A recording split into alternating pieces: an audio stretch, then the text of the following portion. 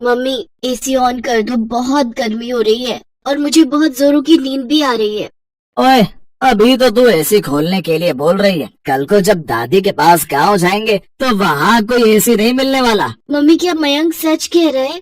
दादी माँ के घर पर एसी नहीं चलेगा? ये सब बातें वहाँ जाकर पता चलेंगी। अब चुपचाप सो जाओ, कल सुबह हमें जल्दी निकलना है। प्रिया बेटा, गांव में इतनी फ्रेश एयर होती है कि तुम्हें एसी की जरूरत ही नहीं पड़ेगी। तुम दोनों वहाँ जाकर देखना कितना एंजॉय करोगे। वो तो पहुँच कर देखते हैं। ये अटैची बंद करो। पूरे 3 महीने कैसे रुकेंगे, वो भी मई जून की गर्मी। और माँ जी को भी ननद जी की सगाई का फंक्शन गर्मियों में ही रखना था। सुहाना, मधु के ससुराल वाले शादी सर्दियों में मांग रहे हैं, इसलिए माँ ने सगाई का फंक्शन रखा है ताकि बात पक्की हो जाए। चलो ये लो, अटैची पैक हो गई है। टाइम से सो जाओ, सुबह फिर मुझे कार ड्राइव करनी है। Good night. विंटर्स में रख लेती। मनोज का परिवार गांव में रहता था। सुहाना और बच्चे पहली बार गांव जा रहे थे। सुहाना की शादी के बाद उसकी सास और ननद ही शहर में रहने आए थे, पर सुहाना का कभी गांव जाना ही नहीं हुआ। मनोज की शादी शहर में ही हुई थी। पहली बार सुहाना बच्चों के साथ गांव जा रही थी, इसीलिए वो परेशान थी कि गर्मियों में ना जाने गांव में क्या हालत होगी। बच्चों को एयर कंडीशनर की आदत है, पता नहीं वहाँ क्या हाल होगा। यही घबराहट सुहाना और बच्चों के मन में थी। अगले दिन मनोज सुहाना और बच्चों के साथ गांव पहुंचता है। सुहाना बहू, क्या बात है, जब पिछली बार पहले शहर में तुम्हें देखा था तो तुम्हारी सेहत बहुत अच्छी थी। बच्चे भी बड़े कमजोर हो गए हैं। क्या बात है, कुछ खाते पीते नहीं हो क्या? माँ, अब ये लोग गाँव आ गए हैं, अब इन्हें अपने हिसाब से खिला पिलाकर तगड़ा करो। हाँ बेटा, तुम चिंता मत करो। अब ये बच्चे मोटे ताजी सेहत वाले होकर ही शहर जाएंगे। ये लो बच्चों, ठंडी ठंडी मीठी लस्सी पियो। दादी, लस्सी वो क्या होता है? बिटिया, लस्सी जो दही से बनती है, पीकर देखो फिर पता चलेगा। दादी, मुझे भी लस्सी पीनी है। हाँ हाँ बेटा। मधु, ओ मधु, लस्सी के गिलास और ले आ बिटिया। माँ जी, और रहने दीजिए, ये बच्चे तो ऐसे ही कह रहे हैं। मैं इन्हें इसी में से थोड़ा थोड़ा दे दूंगी, ये दोनों पी नहीं पाएंगे। नहीं मम्मी, मैं पी लूंगा, मुझे पूरी पीनी है। हाँ हाँ, मेरा बेटा पूरा पी लेगा। और लस्सी तो बहुत फायदा करती है। गर्मियों में ठंडा पेय पदार्थ है, इसको पीने से शरीर ठंडा रहता है। मैं रेस लगाऊंगी, देखती हूँ तुम दोनों में से कौन जल्दी लस्सी पीता है। सुहाना देखती है प्रिया और मयंक गट-गट लस्सी पीकर गिलास खाली कर देते हैं। उन्होंने बहुत शौक से लस्सी पी थी। कई बार सुहाना शहर में बच्चों को दूध या दही देती थी तो नहीं लेते थे, जबरदस्ती देना पड़ता था। पर आज तो दोनों बच्चे लस्सी को एकदम से पी गए। दादी, मैं फर्स्ट हूँ। दादी, मैं फर्स्ट हूँ। हाँ हाँ, दोनों फर्स्ट आए हो। अब तुम दोनों को इनाम मिलेगा। ये देखो, बाग के पके हुए मीठे मीठे रसीले आम। तुम दोनों बच्चों को आम पसंद है ना? वाह, मैंगो। मैंगो तो मुझे बहुत पसंद है। बस, तो फिर अब हम इन आमों को बाल्टी में ठंडे पानी में भिगो देंगे ताकि इनकी गर्मी निकल जाए और ये ठंडे हो जाए। फिर मैं इन आमों को रात में तुम्हें खाने के लिए दूंगी। सच माँ, बच्चे गांव आकर कितना कुछ सीख जाएंगे। बस आज पहला दिन है ना, तो ये सोच रहे हैं कि बच्चे कुछ नहीं कहेंगे। 1-2 दिन बाद देखना कितना शोर मचाएंगे। अब आज रात को जब इनको एसी नहीं मिलेगा ना, तब पता चलेगा शहर की गर्मी और गांव की गर्मी में कितना फर्क है। गर्मी के मारे जब पसीने छूटेंगे, मच्छर काटेंगे, तब कहेंगे वापस शहर चलो। क्या हुआ भाभी, आप क्या सोचने लगे? ये लो आपकी लस्सी। और शाम के खाने के लिए मैंने दाल चावल, अरबी की सूखी सब्जी और मटर पनीर बनाए हैं। वो माँ कह रही थी कि बच्चे दाल चावल पता नहीं खाए या ना खाए, इसलिए मटर पनीर शौक से खा लेंगे। हाँ हाँ ठीक है। वैसे मैं आऊँ क्या तुम्हारी हेल्प के लिए? नहीं नहीं भाभी, वो तो सब लोग मिलकर कर रहे हैं। आप आराम करो, कितने दिनों बाद तो हमसे मिलना हुआ है। मैं थोड़ी देर में खाली होकर आपसे बात करती हूँ। आप माँ के साथ बैठकर बातें करो। बच्चे गांव आकर सचमुच बहुत खुश थे। वो अपनी दादी और बाकी सब रिश्तेदारों के साथ खूब हंस खेल रहे थे। रात के समय प्रिया बोली, दादी गर्मी लग रही है, एसी ऑन करना है।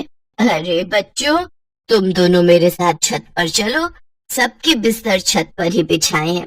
माँ, कितने दिनों बाद आज हम सब मिलकर छत पर सोएंगे। सचमुच बहुत ही बढ़िया नींद आएगी। अब तो मेरी आंख सुबह ही खुलेगी।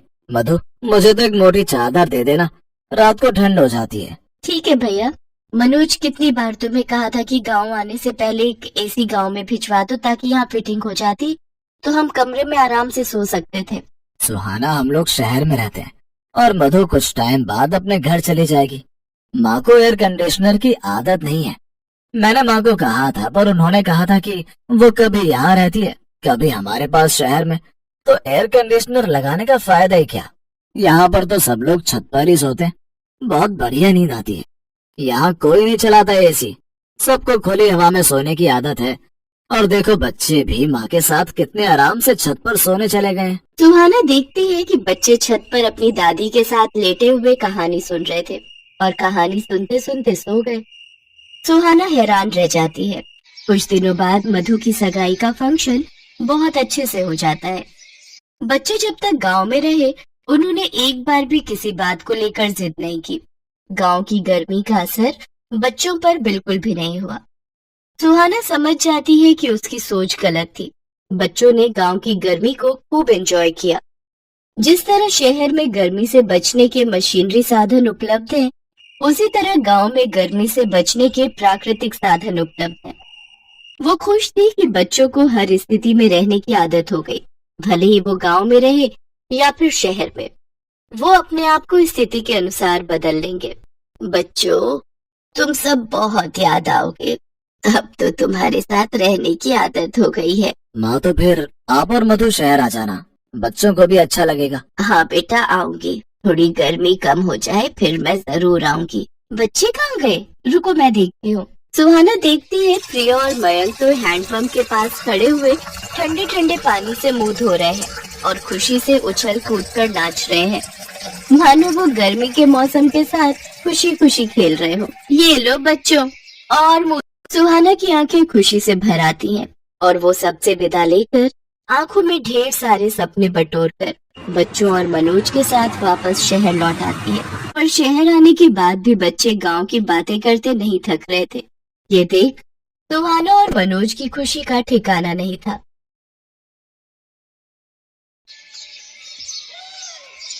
भयंकर गर्मी और तपती दोपहर में महेश कई दिनों से मजदूरी का काम कर रहा था। अचानक एक दिन, अरे भाइयों, देखो, महेश चक्कर खाकर गिर गया है, इसे उठाओ और छांव में ले चलो। हम सबकी गलती है जो हमने इस सेठ का काम पकड़ लिया। कितनी बार तो कह चुके हैं कि दोपहर में जब गर्मी होती है थोड़ी देर काम रुकवा दे, पर यहाँ हमारी कोई सुनता कहाँ है। चलो भाई, फिर से काम पर लग जाते हैं, वरना सेठ जी आ गए तो दो बातें और सुना देंगे और पता चले कि हमारी पगार में से काट लेंगे। ये सब क्या हो रहा है, हैं? मैंने तुम्हें यहाँ काम करने के लिए रखा है या कि फालतू की बातें करने के लिए? और महेश, तू यहाँ लेटा क्यों हुआ है? काम नहीं करना क्या आज? या फिर आज के तेरे 100 रुपए काट लूं? सेठ जी महेश को काम करते हुए चक्कर आ गए थे, इसलिए हमने उसे छांव में लिटा दिया। तुम मजदूरों के सहारे अगर मैं ऐसे काम करने लगा फिर तो मुझे 2 साल एक घर बनाने में लग जाएंगे। महेश, अगर दोबारा ये गर्मी से बेहोश होने का नाटक किया तो मैं तुझे नौकरी से निकाल दूंगा। हाँ। महेश और बाकी मजदूर चुपचाप फिर से काम पर लग गए। अब वो लोग बीच में काम छोड़कर जाते तो सेठ उनके पैसे मार लेता, इसलिए सभी मजदूर उसके खिलाफ कुछ नहीं कह सकते थे। महेश काम करके शाम को सेठ से कुछ उधार पैसे लेने जाता है। अरे अंधे, तो पिछले 10 मिनट से पंखा बंद करके झाड़ू लगा रहा है, हैं? हो गई झाड़ू? अब जल्दी से पंखा चला और सामने कूलर का बटन भी खोलता जा और मेरे लिए बढ़िया सी ठंडाई बर्फ डालकर बना ला। चल जा। जी मालिक, अभी बनाकर लाता हूँ।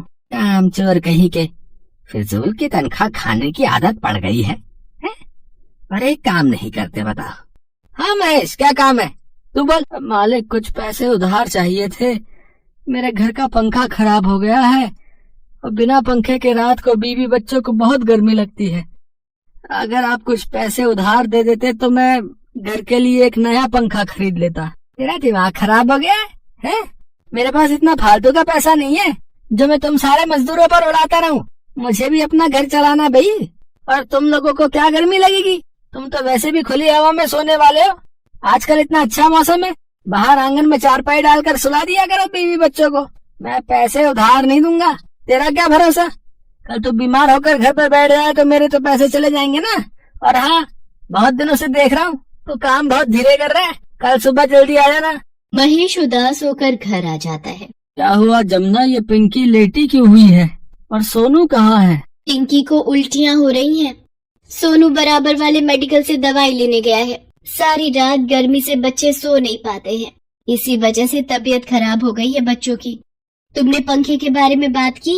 ये तो थी, पर सेठ जी ने साफ मना कर दिया, ज्यादा जोर डालूंगा तो कहीं नौकरी से ही ना निकाल दे। ये लो माँ दवाई। माँ, बहुत गर्मी लग रही है और जी भी घबरा रहा है, थोड़ी सी हवा कर दो। पिंकी बिटिया, आ मेरी गोदी में आजा, मैं तुझे हवा करता हूँ।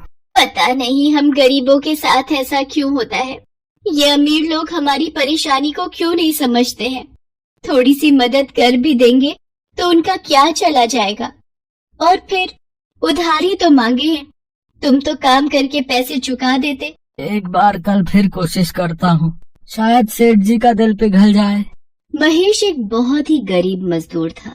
छोटे से कमरे का किराया, रोजाना की रोटी सब्जी, भला 200 रुपए रोजाना कमाने वाला एक गरीब महेश नया पंखा कहाँ से खरीदता। महेश ने सोचा कि वो दोबारा एक बार कोशिश करके देखेगा।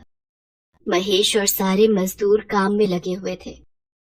बहुत देर से सेठ का कहीं पता नहीं था। क्या बात है महेश, आज तो सेठ जी कहीं नजर नहीं आ रहे, तभी माहौल में शांति है। सही कह रहा भैया, नहीं तो अब तक 10 बार आकर हमें टोक चुके होते। हो सकता है गोदाम में बैठे होंगे और पंखे और कूलर की ठंडी हवा खा रहे होंगे। क्या करूं, क्या सेठ जी से दोबारा पंखे के लिए पैसे मांगू? एक बार बात करके देखता हूँ। अब तो शाम होने वाली है, सेठ जी यहाँ तो आए नहीं है, मैं खुद ही गोदाम पर चला जाता हूँ। महेश गोदाम पर पहुँचता है तो उसे वहाँ पर सेठ जी दिखाई नहीं देते। तभी उसे सेठ जी के कराहने की आवाज आती है। अरे, ये आवाज तो बेसमेंट से आ रही है, यहाँ तो बहुत अंधेरा है। अरे सेठ जी, ये सब कैसे हुआ, आप यहाँ बेसमेंट में? महेश किसी तरह सीढ़ियों से सेठ जी को ऊपर लेकर आता है और सारे मजदूरों को बुला लेता है। तुम लोग यही सेठ जी के पास रखो, मैं किसी डॉक्टर को बुला कर लाता हूँ। महेश, सेठ जी ने हम सबके साथ इतना बुरा सलूक किया है, अब हम क्यों डॉक्टर को बुला कर लाए भाई? है, हमें क्या पड़ी है, हम भी घर चलते, बोल देंगे कि हमें पता ही नहीं चला। किशोर, ये तुम कैसी घटिया बातें कर रहे हो? तुम्हें पता भी है इस वक्त सेठ जी की हालत कितनी खराब हो रही है? अगर तुम में से कोई नहीं यहाँ रुकेगा तो मत रुके, मैं सेठ जी को डॉक्टर के पास खुद ही ले जाता हूँ।